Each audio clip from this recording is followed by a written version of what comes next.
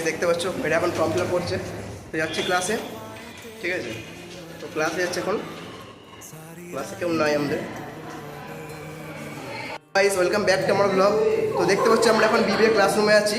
তো আজকে আমরা ক্লাস করবো বলে আসিনি, আজকে আমরা স্বামী বিবেকানন্দ স্কলারশিপটা হার্ড কপিটা জমা দেবো বলে এসেছি, ঠিক আছে। তো দেখো হাই করসাও, তো দেখো এরকম, তাহলে হার্ড কপিটা জমা দিই, তারপর দেখা হচ্ছে, ঠিক আছে। তো চলো।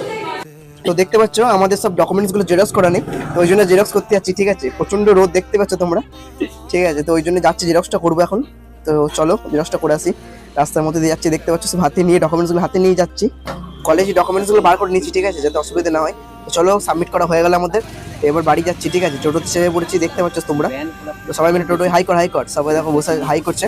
তো ঠিক আছে আমি বাড়ি যাবো এবার, অনেক বেজে গেছে, 3টে বাচ্চা এখন, ঠিক আছে। তো ঠিক আছে আমরা তাহলে সবাই বাড়ি যাই, ঠিক আছে। তো বাড়ি গিয়ে তোমাদের সাথে দেখা হচ্ছে তাহলে, চলো যাওয়া যাক। হ্যালো গাইস, তো দেখতে পাচ্ছ আমরা এখন আছি গোল টেবিলের রেস্টুরেন্টে। তো দেখো ধনঞ্জয়, তো অনেকদিন বাদ এলো, ঠিক আছে। ও কলকাতায় থাকে, ওখানেই পড়েও অনেকদিন বাদ এলো। তো ওর সাথে দেখা করতে এলাম, ও এসছে, বাড়ি এলাম কলেজ থেকে, আমি তোমাদের দেখলে যেমন।